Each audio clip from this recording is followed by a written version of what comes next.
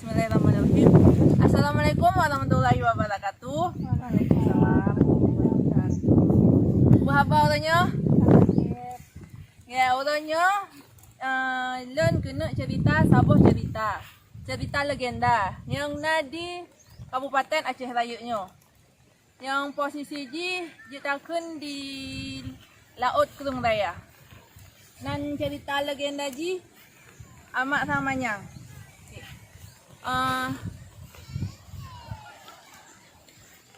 Na Sabah hikayat kun dalam hikayatnya na sira urang agam nan goknya po lebih muda. Urang goknya nan i dati syarifah. Awaknya kata mengkawin. Tapi kok na ni dong Sabah. Dati syarifahnya titip urang ke melaki ba Allah. Ya Allah mereka anak pelun bapi bela benam Sabah lah. Titip urang ke melaki akhirnya dikabulkan doa oleh Allah Subhanahu Wa Taala. Akhirnya Dati Syarifah kamu me si kurang belun akhirnya kalahir anak gebri anak agam sama lupuhnan si amatnya jadi wadaubit kayatim jadi tinggal cuma 2 ngemak sagai mak ji Dati Syarifahnya gejak ugle dia minta kaya je ke blober ke dagun ke baju buang si amat. Watai raya si amat tiba surah ji na didengar khabar bahawa na Sabah kapai menjak berangkat.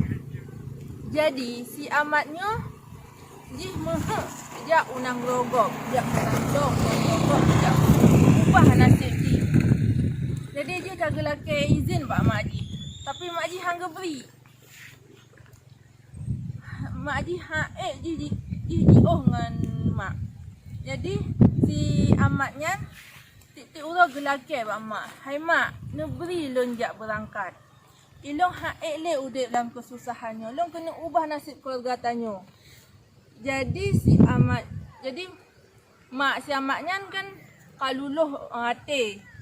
Kau hati ke kalau anak tabe gelake izin. Geberi tu izin le mak si amat. Bukan tu. Kajet ne. Kamak beri izin kata aja. Tapi begak-gak di nanggogop get mak. Hanya kadi berangkat tu si amat unang rogop. Katre di hana di wowo ji di nang rogop kajet ke urang kaya. Ji kadi mengkawin dengan sira urang inang. Ji urang inangnya anak urang kaya cit dan gronya. Bak surah ji tinggal tu gampung. Tinggal tu mak ji yang ji tinggal gampung, tinggal gampung ji kena wo jak sawu gampung, jak sawu mak ji. Mak ji hidup di gampung, watai ji jak berangkat jak merantau nang rogop, mantang tegak mak ji. Badan mantang tegak, baju mantang rapi. Dino mak ji katuha, kabungkuk. Orang katuha, ka melimbuk-limbuk ngeja buruk. Dengar khabar anak goknya yang kata jak merantau kena kena gampung. Tenang tu hati mak ji. Mak ji kayak minta boh inteju apa? Dengan kayak minta bon murung. Takut tu. Kan? Tengok ji gebungkuh bunyan nak sabah kulah bu sabah. Bunga-bunga mak ji kagejak ke dia upala. Saking rindu tat mak ji dengan ji. Mak ji gepeh gedang lagi hilang. Sakit rindu ji. Watai katruk kapai. Kai kalan anak katruk Geken le mak ji. Haina long kasih juk. Kabrija si kerak golon ke melimbut. Si amat kai dikala urang tuhanya. Tu paji inang ji bina dikalan cit. Jadi si amatnya malai dengan inang ji. Malai mak ji katuha lagi nyan. Kabro hana lagak le ke jaman. Ikan le si amat. Kah ke mak ke. Inang tuha celaka. Jak mengaku-ngaku ke mak ke. Hana malai. Sedih hati dengar le mak ji. Gekan tu. Hai ni. Nyonya mak gata yang peraya. Gata jaman. Boh yang 4 na bu Sabah pula. di tengah buah itik jeruk, di tengah tu kuah on murung. Bedah hari amat itipak tu mak. Sakit tu hati mak Haji. Lelaki doa mak siamat buat Allah. Ya Allah, ya Tuhanku. Anak don yang lom peraya zaman kajak ke anak daruh haka. Napa je jih ke bersapa-sapa. Leh ke berdoa le mak siamat buat Allah. Tok badai raya. Awak dalam kapal yang kaya minta ya. Hanya awak dalam kapal yang kaja ke batai dalam laut kurung rayanya. Mak siamat pi kamalai punya gua kampung anak goknya ka anak daruh haka. Kelaki doa tu Allah, ya Allah punya anak long kaja ke batai ni pejek cik long ke batai ya Allah. Lu malai ku orang kampung. Akhir ji mak ji kaja cik ke batai. Sama lagi ji. Dengan awak dalam kapalnya. Jadi don cerita versi Indonesia legenda Ahmad Sang Manyang. Okay.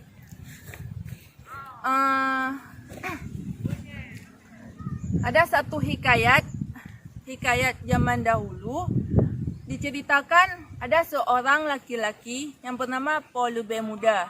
Isterinya bernama Dati Syarifah.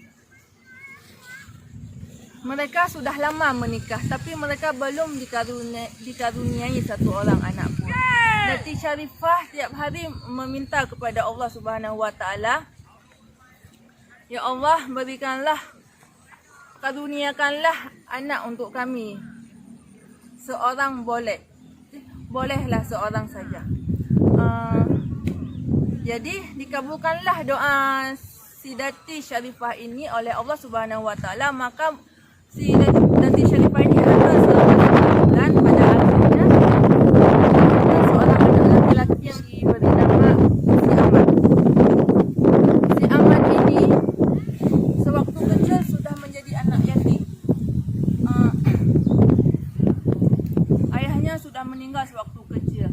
Dia hanya tinggal berdua dengan ibunya. Ibunya tiap hari mencari kayu bakar di gunung agar mereka bisa membeli beras dan untuk makan sehari-hari. Pada suatu hari, si Ahmad mendengar kabar bahawa ada sebuah kapal yang hendak berlayar. Jadi si Ahmad ingin ikut berlayar dengan kapal tersebut. Dia ingin mengubah nasib keluarganya, tidak ingin lagi hidup dalam kesusahan. Dia meminta izin kepada ibunya. Ibu, izinkan saya untuk pergi merantau ke negeri orang. Dati Syarifah tidak mengizinkannya karena dia tidak mau jauh dengan anaknya satu-satunya. Si Ahmad tidak putus harapan. Dia setiap hari selalu meminta izin kepada ibunya. Akhirnya hati ibunya luluh dan memberikan izin kepada si Ahmad. Baiklah nak, ibu izinkan kamu untuk pergi merantau ke negeri orang. Tapi baik-baiklah di negeri orang. Dan berangkatlah si Ahmad ke negeri orang dengan kapal tersebut. Setelah lama dia merantau, rupanya dia sudah menjadi orang kaya di negeri orang. Dan juga dia sudah menikah dengan salah satu perempuan anak orang kaya juga. Suatu hari dia teringat kampungnya, teringat pada orang tuanya. Jadi dia ingin pulang ke kampung untuk menjenguk ibunya. Ibu si Ahmad, Dati Syarifah, waktu si Ahmad pergi dulu, itu masih muda, bajunya masih rapi. Tapi sekarang dia sudah tua. Bajunya cuma berselimutkan kain tua. Dia sangat senang mendengar anaknya akan pulang setelah sekian lama dia pergi. Jadi dia memasak telur asin dan kuah daun kelor untuk anaknya. Keesokan harinya dibungkuslah makanan untuk anaknya, dibawalah dia ke pelabuhan menantikan kepulangan anaknya. Karena saking senangnya hati Dati Syarifah anaknya akan pulang, Dati Syarifah sampai menunggu sambil sendiri di dalam air laut. Kemudian ketika sudah tiba anaknya, berkatalah Datuk Sharifah kepada anaknya, anakku, kasihlah satu kain untuk ibu. Ibu sudah dingin. Kamu bukan ibuku. Perempuan tua enggak tahu malu mengaku-ngaku sebagai ibuku. Perempuan tak tahu malu. Dijawablah oleh Datuk Sharifah, nakku, inilah ibumu yang telah membesarkanmu. Ini ada nasi yang ibu buat untukmu, makanlah walaupun hanya sedikit. Marahlah si Ahmad karena dia malu dilihat oleh istrinya bahawa ibunya sudah tua. Disepaklah ibunya. Maka ibunya melihat perlakuan anaknya sangat sungguh sakit hati. Berdoalah ibunya kepada Allah Subhanahu Wa Taala, ya Allah, anakku yang dulu aku besarkan telah menjadi anak durhaka. Jadikanlah dia sesuatu. Setelah doa ibu si Ahmad, datanglah badai besar. Awak kapal yang mereka gelisah dengan badai tersebut. Jadilah mereka menjadi batu semua di tengah laut Perung Raya. Karena setelah menjadi batu, karena ibu si Ahmad malu, karena dia mempunyai anak yang durhaka, jadi dia meminta doa kepada Allah, ya Allah, aku malu dengan tetangga-tetanggaku karena aku memiliki anak yang durhaka. Jadikanlah aku batu, ya Allah. Maka ibu si Ahmad menjadi batu seperti si Ahmad juga. Assalamualaikum warahmatullahi wabarakatuh. Waalaikumsalam warahmatullahi wabarakatuh. Dino Lon akan menceritakan tabuh cerita yang di Aceh Besar yang judul ji Mon 7. Pak jamun nilai nasiro urung binih de sama hani dan koknya Tengku Jaban. Goknya seuro-uro gesemubut anu mit. Lihasa gejak perabai kameng yang ke sabe-sabe kerja goknya. Ni bak seuro menurut haba daerah goknya tengah kumpat. Kameng-kameng goknya kagrah. Gejak kena pedih gejak ngejai. Musikep hana merumpuk. Kasusah hati goknya. Goknya wadai gejak perabai kameng nasi kerak tungkat Pak Jaro untuk keparuh kameng. Dengan tungkat Pak Jaro, untuk buat tanuh dari fun sampai ke 6 hana dijubiti. Kehendak Tuhan hingga yang ke-7 kadi dijubiti. Mon kuno yang tu kadi dijubiti. Yang ke asal usul mon 7 dari awal kon hanai sampai kanai. Sampo jino dum ge yang tu tapi mon 7 sabi nai. Dan ceritakan dalam bahasa Indonesia. Pada zaman dahulu kala, di sekitar Gunung Samahani hiduplah seorang bernama Tengku Jaban. Pekerjaannya pada malam hari mengajarkan anak-anak mengaji. Setelah asar mengembala kambing di gunung. Begitulah pekerjaannya setiap hari. Pada suatu hari, menurut kabar, tak kala musim kemarau panjang melanda daerah gembalanya. Kambing-kambing Tengku Jaban kehausan. Tengku Jaban kebingungan mencari air ke sana kemari tetapi tidak menjumpai setetes pun. Hatinya gundah gulana karena daerah gembalanya dilanda kekeringan. Ketika mengembala kambing ada sebatang kayu di tangannya yang digunakan untuk menghalau kambing. Kayu tersebut sering dijadikan tongkat. Kemudian ditancap ke tanah satu persatu lubang yang digalikan tidak membuahkan hasil. Kehendak Tuhan pada lubang yang ke-7 mengeluarkan pancaran mata air. Sumur yang tadi kering seketika mengeluarkan pancaran mata air.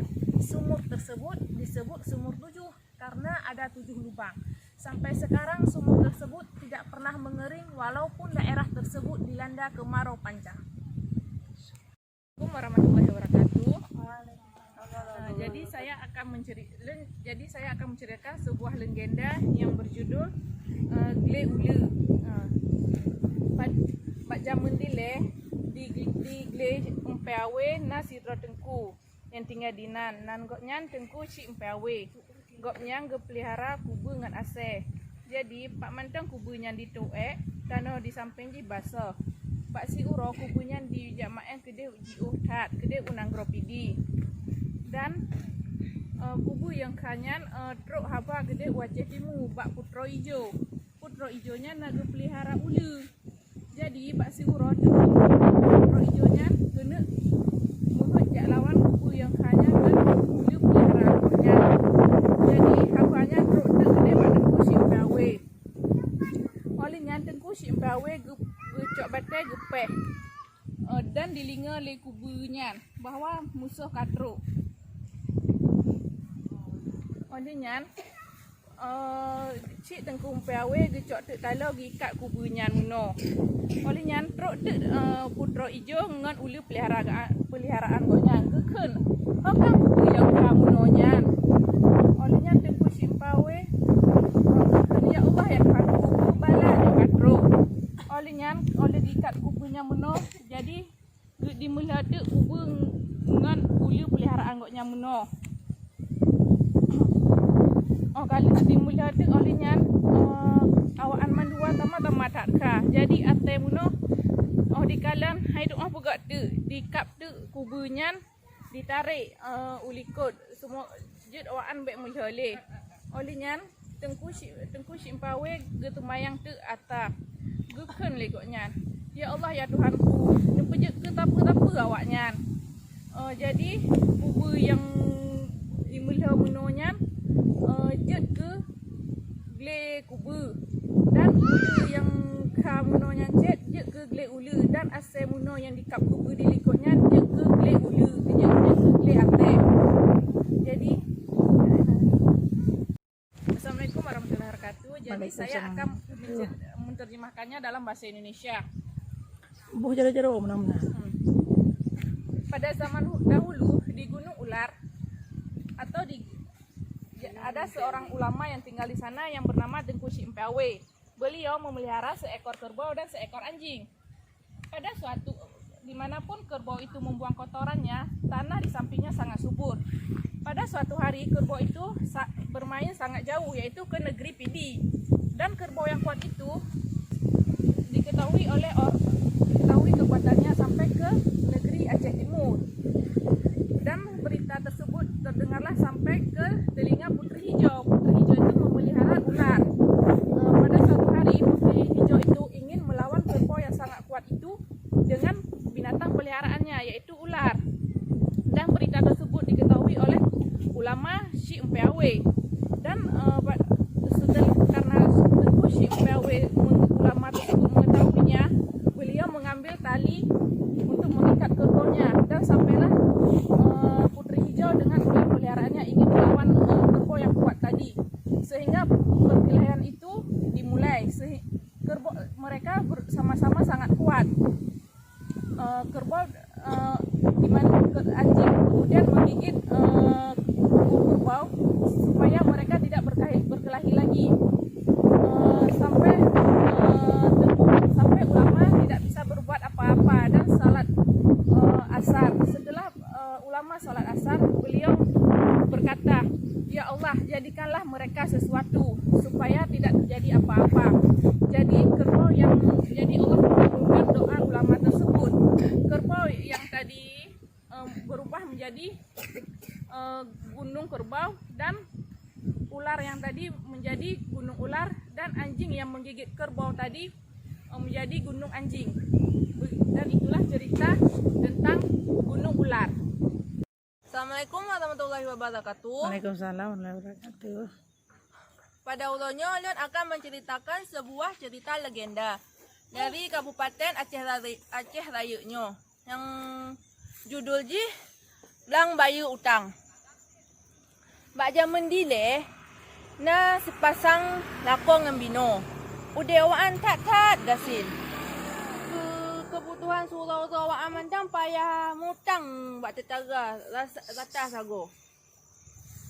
Awaknya karek gemeng kawin, tapi hanya ge karuniakan sebuah sidra urang anak oleh Allah Subhanahu Wa Taala.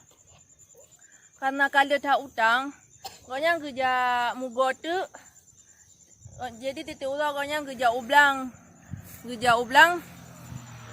Karena kehendak Allah Subhanahu Wa Taala, hasil panen goknyan melimpah ruah. Jadi dengan hasilnya goknyan ka sanggup kebayi cuma utang goknyan mandum dengan tetangga goknyan.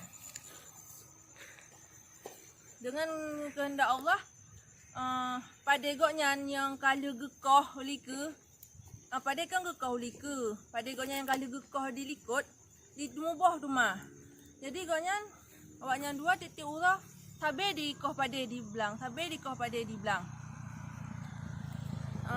Geke titik urah sabe di koh pada sampai geken tu le urang inangnya padanya kalau tak koh di mubah lam dilikut.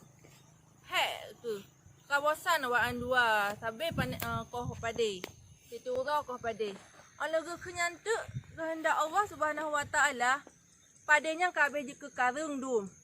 Halnya bajewaknya yang tu susun rapi kaya berubah aja ke tanah yang melapih-lapih.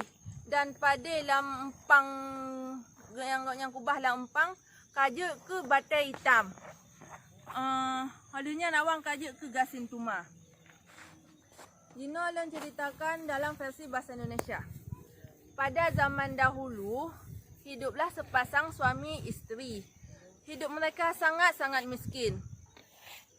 Mereka sudah lama menikah tapi belum juga dikaruniai seorang anak pun. Untuk kebutuhan sehari-hari mereka harus berhutang kepada tetangganya.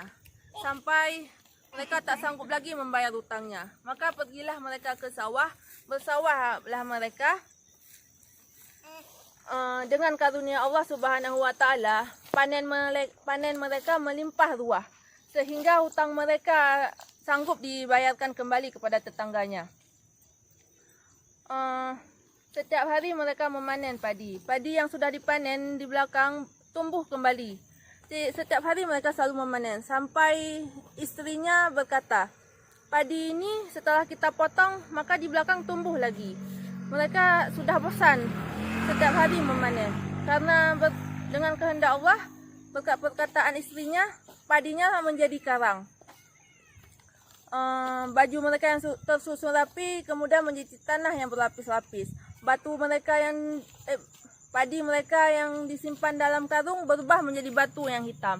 Akhirnya mereka menjadi miskin kembali. Assalamualaikum warahmatullahi wabarakatuh. Waalaikumsalam warahmatullahi wabarakatuh. Alhamdulillah baget. Baik, jadi urangnya alun kena cerita sebuah cerita asal usul Gunung He. Jadi bak zaman dile na sidro urangnya gebuhnan sibru. Tip-tip uro kerja gopnya gekoh pada di belang. Olehnya masa kali gekoh pada di liku kama saklom dilikut. Binan ke sabi-sabi. Gopnya na sidro anu ubit yang ikat ayun bak bineh page. Waktu goknya menjak koh pade, pabe gepu anaknya sambilan geken lagu. Do ida idi, citra mani ayun dodi. Anak lam ayun, mak jak terenjak koh pade. Nyan sabi-sabi geken lemaknya. Olehnya, suatu saat kapunoh pade heboh ampa. Olehnya, proh tu ulu sanca citra mani. Dicok anaknya, diba kedeh uble. Olehnya nak te kaca uro, mak jak tengah jak kalan anak. Olehnya ke kalan kahana le anaknya. Natring sikrak bak jaro, sambilan geken le maknya, gara-gara kutahakah pade, kahana le anak ke. Dipoh tu padenya dengan tring bak jaro buno, mu brum-brum ipa pade buno, kedeh ugle. Pade bit, jut ke sabah buno, pade lekat jut kedua bawah buno. Olehnya sambilan geken lemaknya gara-gara ku usahakan anaknya kayak pajuh liuli. Olehnya mbak suatu masa lewat tu tengku yang dikenal tengku diwung. Tengku diwung yang tengah hijau. Olehnya kalan tu ulu tengah hijau buat tengah laut. Olehnya kalan punya nyopa insan je. Le tengku buno gecok sikit gekoh geplah ulu buno putuh je kedua. Anak bunuh putuh cek di kedua sabah anak bunuh ka dipajoh le ulingan. Jadi Fiknan cerita ji.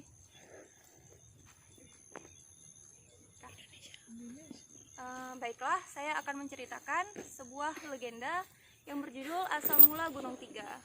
Jadi pada suatu masa, hiduplah seorang perempuan yang bernama Sibru. Setiap hari kerjaan Sibru ini memotong padi di sawah. Setelah selesai dipotong padi yang di depan, maka tumbuh lagi padinya di belakang. Begitulah terus menerus. Kemudian Sibru ini punya seorang anak laki-laki yang masih sangat kecil yang selalu dibawanya ketika dia pergi memanen padi. Anaknya diikat, ditidurkan di ayunan di pinggir pagar sambilan ibunya bernyanyi Do Ida Idi Citramani Ayun Dodi. Tidurlah nak, ibu akan memanen padi. Begitulah terus menerus sampai anaknya tertidur. Kemudian pada suatu hari penuhlah ketiga lumbung Sibru tersebut. Kemudian datanglah seekor ular sanca Citramani dimakan anak itu. Kemudian ular tersebut pergi ke gunung. Pada siang hari, saat Sibru ingin melihat anaknya sudah tidak ada lagi di dalam ayun. Kemudian dengan sebatang bambu di tangannya sambilan berkata, gara-gara kamu padi, anakku sudah tidak ada lagi. Maka dengan sebilah bambu itu dipukullah padi-padinya sehingga padinya berterbangan ke arah gunung. Dan itulah yang disebut dengan Gunung Tiga. Si ibu ini berkata, gara-gara kamu padi, anakku dimakan oleh ular. Kemudian pada suatu masa lewatlah seorang tengku yang dikenal dengan nama Tengku Diwung. Nah, Tengku Diwung ini lewat suatu jalan, kemudian dilihat seekor ular besar yang tengah tidur di tengah jalan. Tengku ini berkata, apakah ini manusia atau apa? Kemudian oleh tengku tersebut dipotonglah menjadi dua ular tersebut. Terbelahlah ular itu. Kemudian anak yang tadi dimakan oleh ular itu juga ikut terbelah menjadi dua karena anak itu dimakan oleh ular tadi. Begitulah cerita legenda Gunung Tiga. Assalamualaikum warahmatullahi wabarakatuh. Waalaikumsalam warahmatullahi wabarakatuh. Mbak Uronyo lu akan menceritakan legenda yang ada acah besar yang berjudul Empang Lahu. Bak zaman dile nasida urang kaya gemahajak ba Allah benane. So yang pabe harta. Orangnya geberita oleh Allah gemucap watanane kebu kubri sabah mu pisang. Oh kabe harta hak le gebrebu. Gegam tu anaknya di miut belangan besar, gegam campingan. Gegam pupu mentang kebutuhan anaknya. Oh dinyan di musuh-musuh anaknya hingga jadi koknya ditemu buat meriah hingga je kalu. Di piota anaknya buat pertembangan dho baku di sana je kalu ke deukro. Jawan pingai yang ka gegam di belakang musuh gejak lakai gejak teprek berupadi. Orang malam teprek berupadi. Orang gep tubik cawan pingan. Ahlinya orang ge tukar-tukar do. Antik lagi beri dina tentang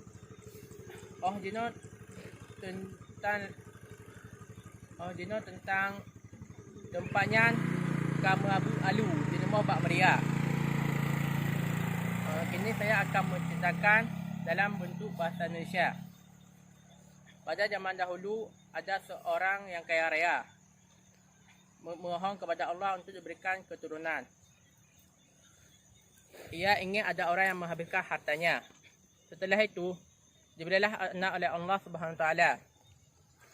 Dia berhajat ketika mempunyai anak akan memberi makan satu tandang pisang untuk sekali makan. Sekali kasih nasi 5 karung beras waktu dinanat nasi. Lama kelamaan akhirnya harta orang tuanya habis. Diletakkanlah anak itu di bawah kuali besi. Diletakkan piring beras. Diletakkan apa-apa saja kebutuhan anak tersebut. Hingga akhirnya anak tersebut geser demi sedikit. Hingga di belakangnya tumbuh pohon rumbia. Terbentuk sebuah sungai kecil. Setelah itu berhentilah anak itu di sebuah tempat. Duduk bakhu. Di situ dibentuklah sungai kecil. Piring beras yang sudah diletakkan di bawah kuali besi tersebut diminta kembali oleh orang untuk menaruh beras padi. Waktu malam ditaruh beras padi, waktu siangnya dikasih piring tersebut. Lama kelamaan piring tersebut tukar sama orang. Tukar sama orang. Setelah itu tidak diberi lagi. Tidak diberi lagi. Sampai sini.